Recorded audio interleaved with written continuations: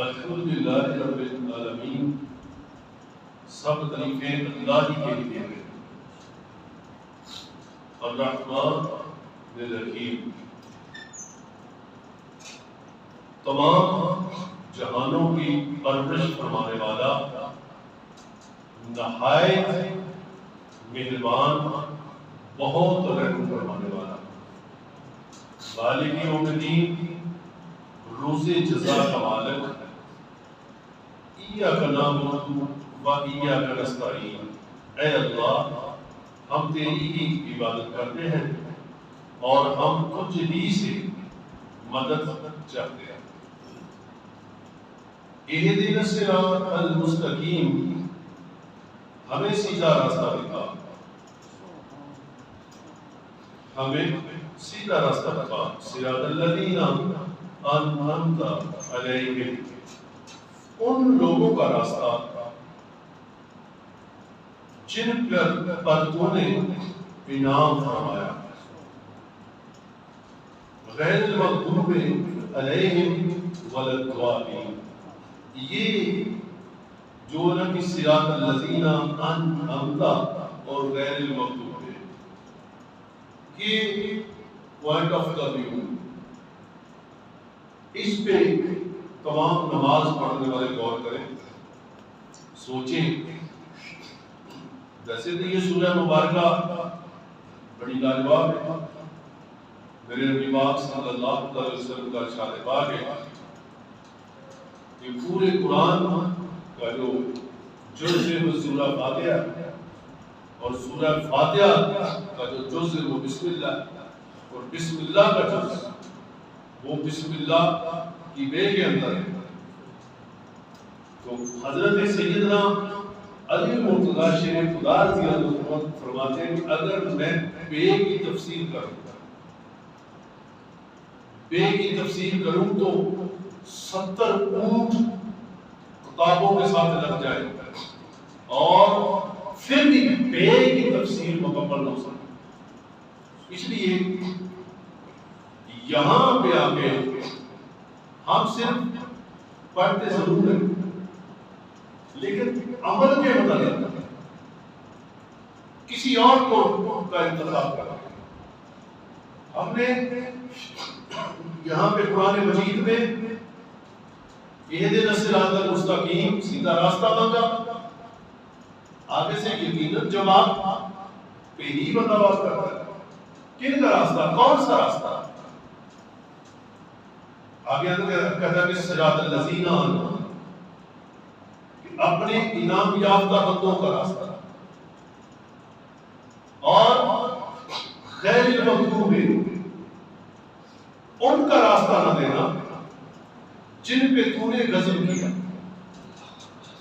یہ جتنی بھی چیزیں آج ہم نماز پڑھنے والے ہیں، اس سورہ مبارکہ کے ترجمے کو صرف سمجھ لیں، صرف سورہ فاتحہ کے ترجمے کو سمجھ لیں۔ ہر نماز میں، ہر رکعت میں نے جو اللہ سے مانگا، اللہ کی سخاوت کو تسلیم کیا، اللہ کے اختیارات کو تسلیم کیا، اس کی توحید کو تسلیم کیا، اس کو رب العالمین مانا، اسے روز جزا کا، روز حشر کا مالک بھی مانا، لیکن اسی سے پھر آگے اسی کی عبادت کا اقرار بھی کیا، اسی کے ساتھ عہد کیا کہ میں تجھ سے مدد مانگتا ہوں، تیری ہی عبادت کرتا ہوں، اور تو مجھے سیدھا راستہ دے۔ کون سا راستہ؟ وہ راستہ وہ جن لوگوں پہ تو نے انعام دیا، انعام یافتہ بندوں کا راستہ۔ کون انعام یافتہ ہے؟ قرآن ہی کہتا ہے کہ 4 لوگ، یعنی 4 جماعتیں۔ پہلی جماعت نبیین کی، دوسری جماعت صدیقین کی، تیسری جماعت شہداء کی، اور چوتھی جماعت صالحین کی۔ یہ چوتھی جماعت آج اس دور کے اندر ہو یا قیامت کے قریب جا کے ہو، کب بھی ہو، یہ چوتھی جماعت کا بہت بڑا آج انبیاء کے بعد چوتھی جماعت کا بہت بڑا رول ہے، بہت بڑا اس کا ایک ذمہ داری ہے، بہت بڑی اس پہ ایک مسئلہ ہے کہ صالحین نے کیا کام کرنا ہے۔ صالحین ہی وہ لوگ ہیں جو دین مصطفیٰ کی تبلیغ کرنے والے ہیں، صالحین ہی وہ لوگ ہیں جو جہنم سے بچا کے لوگوں کو جنت کی طرف لے کے جانے والے ہیں، صالحین بھی وہ لوگ ہیں جو لوگوں کو بدکاری سے بچا کے شرم و حیا کی طرف لے کے جانے والے لوگ ہیں، صالحین بھی وہ لوگ ہیں جو بندے کو پلیدگی سے نکال کے ایک خوشبودار مقام پہ پہنچانے والے لوگ ہیں، صالحین بھی وہ لوگ ہیں جو بے حیا اور بے نوازی کو اپنے پروردگار کے حضور سجدہ ریزی کرانے والے لوگ ہیں، صالحین بھی وہ لوگ ہیں جو ہر دور کے اندر ہر لمحہ بلمحہ قرآن اور نبی کے فرمان کا دفاع کرنا ہے۔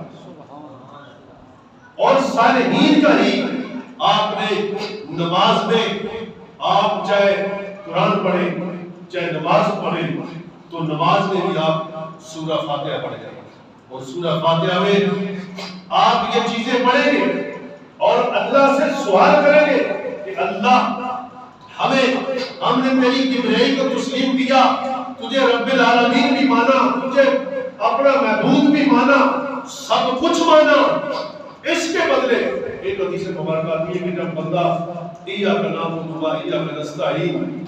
تک پہنچتا ہے نا تو حدیث مبارکہ میں آتا ہے کہ اللہ تبارک و تعالیٰ فرماتا ہے کہ اے میرے بندے نماز پڑھ لے، اے میرے بندے تو مانگ مجھ سے کیا مانگا۔ اب دیکھیں وہ نمازی اپنی عظمت کی شان کا مقام دیکھے، اپنی قسمت پہ ناز کرے کہ جب ایاک نعبد و ایاک نستعین پڑھتا ہے، ایاک نعبد و ایاک نستعین پڑھ کے وہ گزرے نہیں کراتا، وہ آگے کیا کہتا ہے اہدنا الصراط المستقیم، مجھے سیدھا راستہ دے دے۔ کون سا راستہ چاہتا ہے؟ رب آپ کا پوچھ رہا ہے، نماز پڑھنے والوں، جمعہ پڑھنے آنے والوں، آپ کا رب پوچھ رہا ہے کون سا راستہ چاہیے، آپ نے انتخاب کرنا ہے، یقیناً باجقیناً آپ انتخاب کس کا کریں گے؟ اہدنا الصراط المستقیم صراط الذین انعمت، انعام یافتہ لوگوں کا ساتھ دے دے، ہمیں وہ راستہ دے جو انعام یافتہ لوگوں کا راستہ ہے۔ آپ مجھے بتائیں کہ انعام یافتہ لوگ کون ہیں؟ نبی، صدیقین، شہداء اور صالحین۔ اب قرآن یہ کہہ رہا ہے کہ یہ چار جماعتیں ساتھ یہ انعام یافتہ ہے، ہم نے فیصلہ کرنا ہے، ہم نماز پڑھتے ہیں، میں نے عرض کیا اللہ فرماتا ہے ایاک نعبد و ایاک نستعین پہ جب بندہ نمازی جاتا ہے رب پوچھتا ہے، اللہ پوچھتا ہے، اور میری بات سنیں کوئی بندہ جب بھی تلاوت کرے، قاری صاحب قرآن کا پیدا قانون ہے آیت کو پورا پڑھے، آیت کو درمیان میں نہیں چھوڑنا، ایاک نعبد و ایاک نستعین یہ آیت مکمل نہیں ہوتی، جب مکمل ہے نہیں مکمل، جب بھی قرآن پڑھے جو نبی صاحب آیت مکمل پڑھو، آگے اس کا شان نزول پڑھو، اس کا مفہوم پڑھو، وہ آپ کا رب کیا کہہ رہا ہے، کیا کہہ رہا ہے۔ تو جب آپ کا رب جو کہے وہ آپ مانیں تو کیا بات ہے، پھر رب کی طرف سے جب آپ ایاک نعبد و ایاک نستعین پڑھتے ہیں نا اللہ آپ سے مخاطب ہوتا ہے، نماز پڑھنے والوں اسی کے ساتھ اللہ مخاطب ہوتا ہے۔ اللہ میرا یہ جملہ یہ صرف یہ عمران خان کا بھی پہ بھی نام ہے، سب کے بعد دوستوں کے ذہنوں میں خیال آ جاتا ہے کہ سیاست اندر آ جاتی ہے، بڑی پتہ نہیں کیا چیز ہے، جیسی پلیتنی چیز ہے بن چکی ہے کہ جب ہم کسی موضوع پہ بھی گفتگو کرتے ہیں تو جس پارٹی کا بندہ اسے دکھ آتا وہ کہتا ہے ہاں یہ جو قرآن کی آیت ہے یہ توبہ نوز باللہ، کہاں خدا کی شان، کہاں یہ کتے پھرتے اللہ، قرآن کی آیت کا مفہوم اور ان کا کیا کرنا ہے، تو یہ بھی چیز نہ سمجھا کریں۔ آپ جو اور میری بھی یہ ذمہ داری ہے کہ میں قرآن کی قوہ نعوذ باللہ میں قرآن کی آیت پڑھوں اور اس کا ترجمہ میں کسی اور بندے پہ لگا دوں، یہ بھی غلط بات ہے، کیونکہ وہ سب اچھی بات نہیں ہے۔ جب آپ ایاک نعبد و ایاک نستعین یعنی الحمدللہ رب العالمین الرحمن الرحیم مالک یوم الدین ایاک نعبد و ایاک نستعین، یہاں پہ جا کے آپ اقرار کرتے کہ اللہ ہم تجھ سے تیری بات کرتے تجھ سے مدد، اللہ بندہ پکا ہو، بندہ پکا ہو گیا۔ رب فرماتا ہے میرے بندے مانگ مجھ سے کیا مانگے۔ سبحان اللہ سبحان اب دیکھیں جب آپ کا رب آپ کو فری ہینڈ دے رہا ہے، فری ہینڈ دے رہا ہے، کوئی دنیا کا ایک دستور ہے، کوئی بندہ کسی بندے سے کہے مانگ مجھ سے کیا مانگتا ہے، جو مانگے گا میں عطا کروں گا، ظاہری بات ہے وہ کیا مانگے گا، جو سب سے بیسٹ چیز ہوگی، جو سب سے اعلیٰ چیز ہوگی وہی مانگے گا، یا سب سے کم تر چیز مانگے گا، سب سے خوبصورت چیز مانگے گا۔ اب بندہ یہاں پہ آگے مانگتا کیا، جب رب فرماتا ہے میرے بندے مانگ مجھ سے کیا مانگتا ہے میں تجھے عطا کروں گا، تو بندہ مانگتا کیا ہے، اہدنا الصراط المستقیم، مجھے سیدھا راستہ عطا فرما۔ کون سا سیدھا، کون سا راستہ، صراط اللہ۔ اب انتا کی تفسیر یہ پورا قرآن کی شان ہے، پورا قرآن پاک انتا والوں کی شان میں ہے، ان کی تعریفیں، ان کا ذکر، کبھی موسیٰ نبی کا ذکر، کبھی عیسیٰ نبی کا ذکر، کبھی یونس کا ذکر، کبھی آدم کا ذکر، کبھی یوسف علیہ السلام کا ذکر، کبھی پیارے کریم محمد رسول اللہ کا ذکر، یہ اور کبھی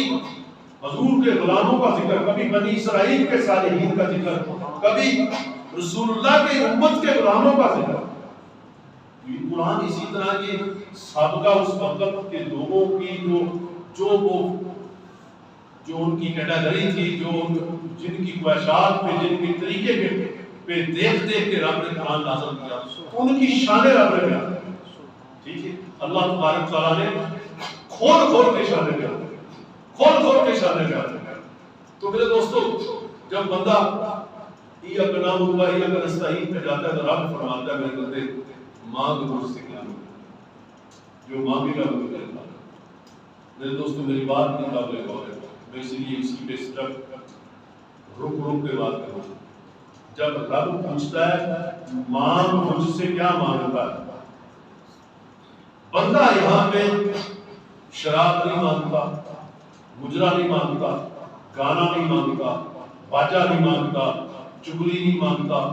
غیبت نہیں مانگتا، دولت نہیں مانگتا، کوئی بری چیز نہیں مانگتا، اور دنیا کی کوئی ایسی اچھی چیز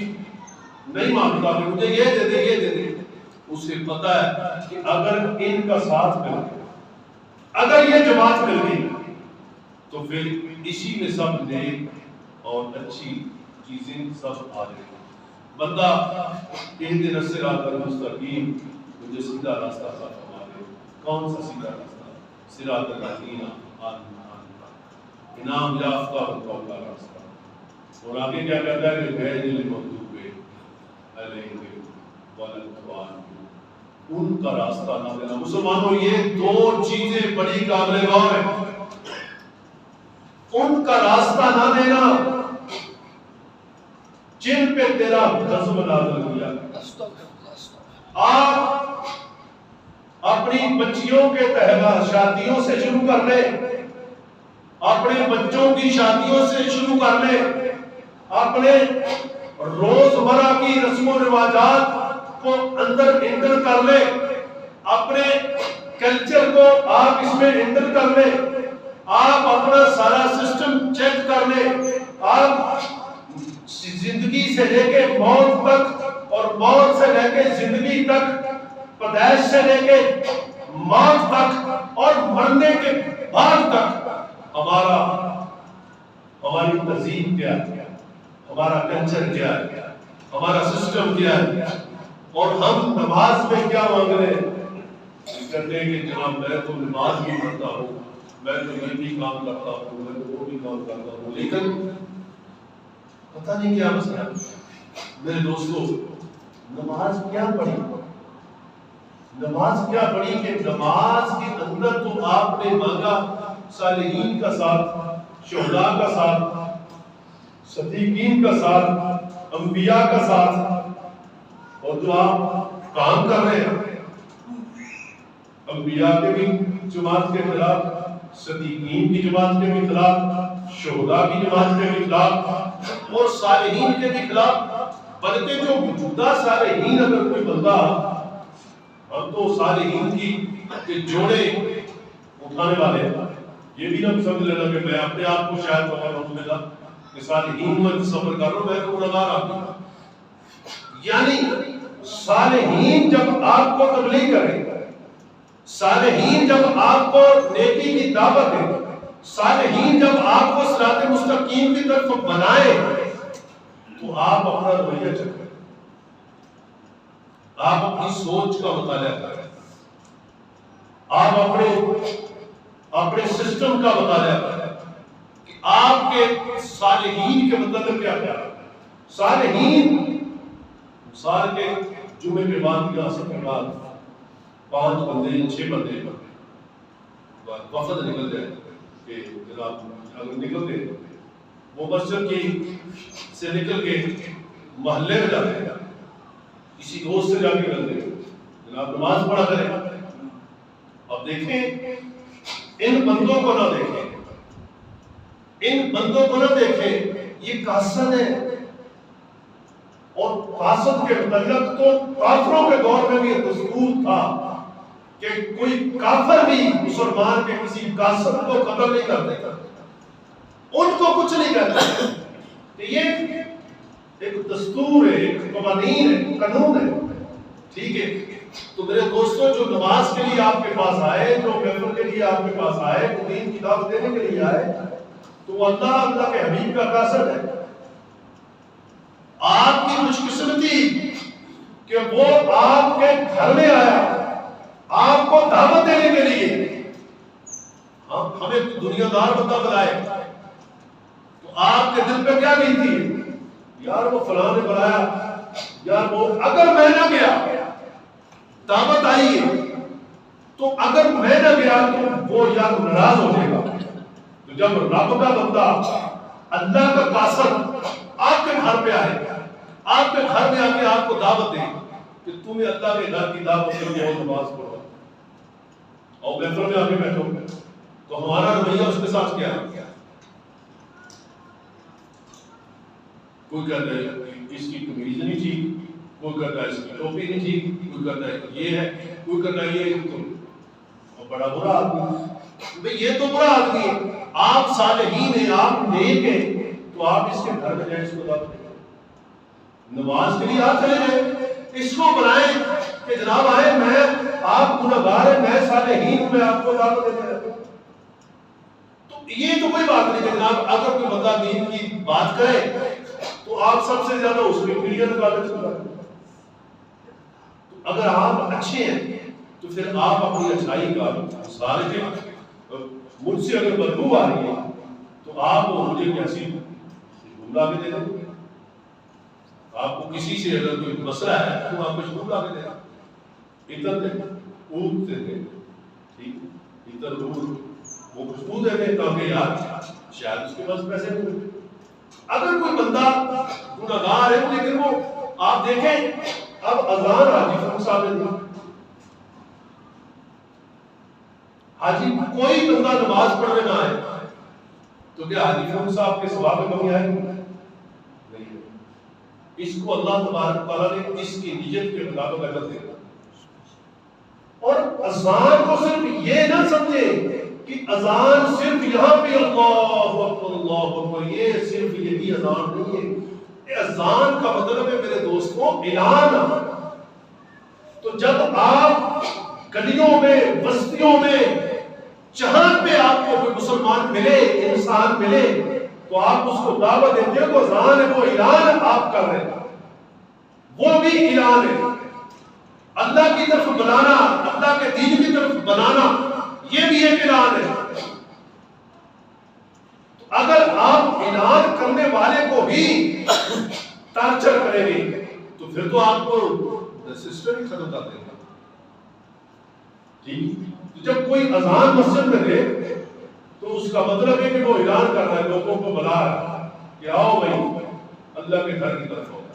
تو اگر تو مسجد سے باہر جا کے اذان ہے، یہ بھی اذان ہے کہ لوگوں کو بلانا، آؤ بھائی یہ نیک کام کرو، آگے اچھا کام کرو، آگے دین کی طرف آؤ، قرآن کی طرف آؤ۔ تو اگر آپ نے 2 جملے 3 جملے کسی بندے کو کہہ دیے، اب اس کی مرضی ہے، وہ اگر اس پہ عمل کر لے گا تو بڑی خوبصورت بات ہے، اگر عمل نہیں کرے گا تو آپ کو اللہ کریم اس پہ اجر عطا فرمائے، آپ شکر ہو گے۔ اب